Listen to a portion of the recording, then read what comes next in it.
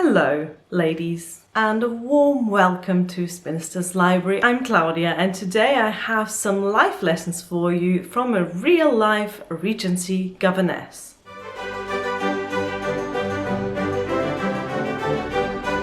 Elizabeth Appleton, governess to many aristocratic families, including the royal family itself, where she consulted on the education of the Princess Charlotte. She wrote this very illuminating work on how exactly to be a governess in 1815. The title reads, Private Education or a Practical Plan for the Studies of Young Ladies, with an address to parents, private governesses and young ladies. It was a different time for book titles back then, okay? Just cut her some slack. Anyway, the entire book is available on Google Books for free, and I will put the link to that in the description box if you want to check it out and have a look for yourself. I have just finished reading this wonderful work, and I have made some notes of some of the life lessons that Miss Appleton, in her infinite wisdom, wishes to impart on her readers. So whether you are a young lady of rank and fortune or you wish to educate one, listen up for some interesting life advice from 2 centuries ago. Lesson number 1. Novels are bad. Really bad. Like really, really bad. Sorry to break it to you if you enjoy a novel. In the words of Miss Appleton, they are trash. Thinking about reading a novel? Don't do it. They are bad. They will rot your brain and they will corrupt your innocent feminine mind. Don't read fiction at all if you can avoid it, especially for children. If you are even thinking of reading stories of any kind to a child, think again. In what respect is the child's heart mended or her ideas enlarged by the reading of them?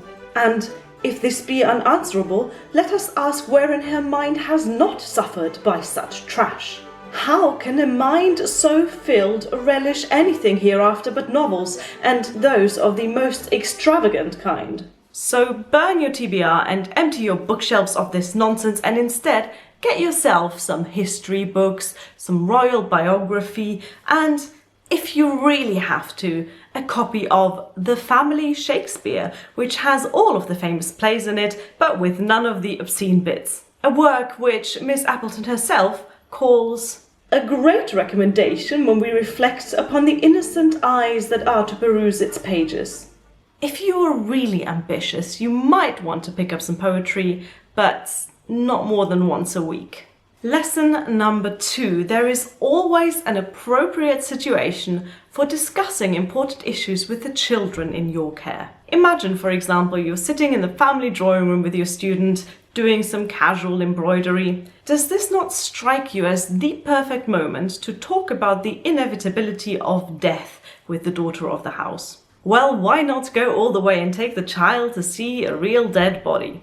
In the hour of needlework or during recreation, the preceptress may chat upon anything she pleases and draw fine moral from particular incidents. The death of a playfellow or acquaintance will afford an opportunity for dropping a few observations on the uncertainty of life, on which the young never reflect. The sight even of a beautiful and tender corpse, where there is no danger of infection, is a very useful and impressive lesson. There you go. I hope this helps next time you struggle for a conversation topic with a Zoom meetup that's gone on for just a little bit too long. And maybe the local morgue will allow for a fun little family day out, if you ask nicely. But let's move on to lesson number 3. And this one is for the artists and creatives among you. Specifically for the female artists and creatives. If you're not female, you can pretty much do what you want. But this one's for the ladies. Are you feeling a wave of inspiration? You motivated to sit down and create your next big masterpiece? Maybe a painting, maybe a poem, maybe a beautiful piece of music? I am very sorry to say that, but you should probably finish the washing up first. Domesticity before creativity, as they say. I am really sorry, it's just that the men won't like it if you're too creative, you know what I mean? Especially if you're intending to marry one of them, and why wouldn't you? A gentleman of liberal mind and accomplished manners must be pleased to find in the woman he deigns to marry qualities which will be likely to render her a charming and engaging companion. But the perversion of these qualities is that which disgusts. There is a time for everything, as we are told in Scripture, and this is true. If a female is even composing a hymn when she ought to be attending to the call of a parent or the management of her family, it is wrong, and the Almighty is in no respect pleased with the inconsistent offering.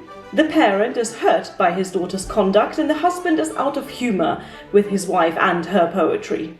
So put away your pens and paintbrushes, unmarried ladies, and show off your domestic skills instead. Not actually doing the washing up or cooking though. That's what servants are for. Now you've gotten rid of your silly ambitions, let's move on to lesson number 4. Shut up. No, seriously, shut up. Shh.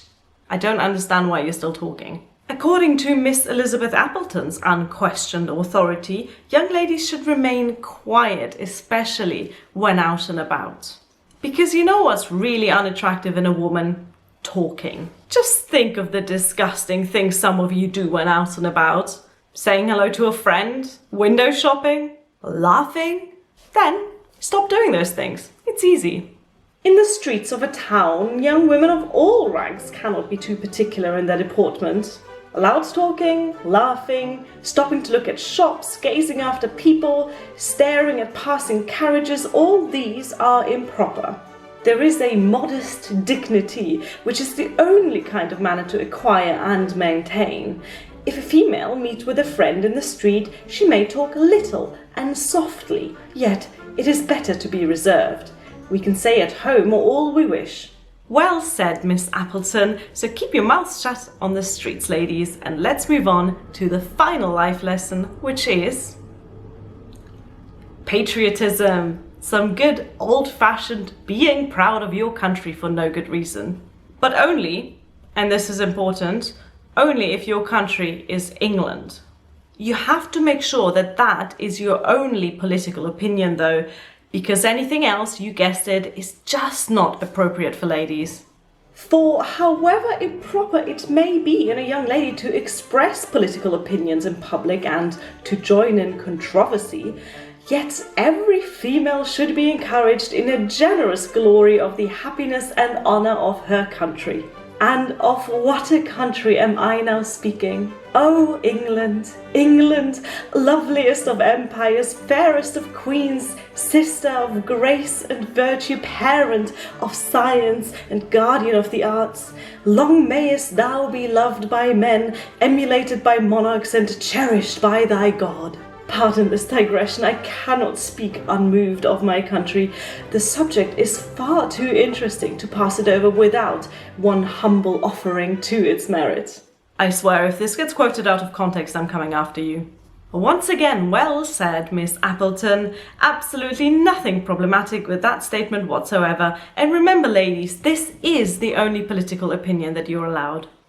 So I'll leave it for this video, and I hope that all of you young ladies, aspiring governesses and concerned parents have learned a valuable lesson or 5. Tell me in the comments down below which of Miss Appleton's pieces of advice you intend to put to good use in your own life. If you are interested in more Regency related videos, both fun and some even educational, I will link you to 2 playlists in the description box that are about various aspects of Regency life and Regency literature.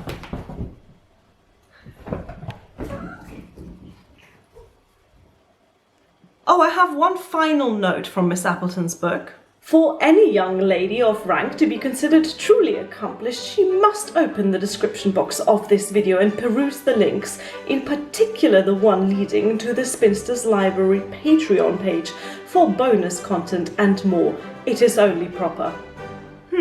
How strange. Thank you for watching. Bye.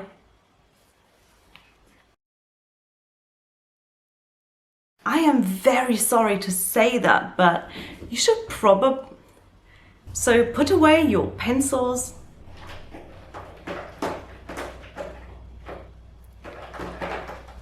Minerva.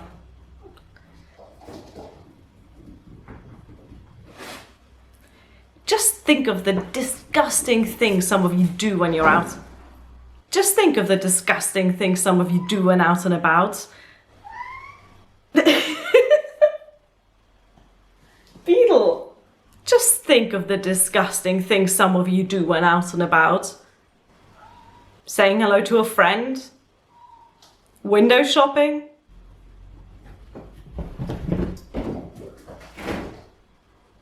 Thank you for watching.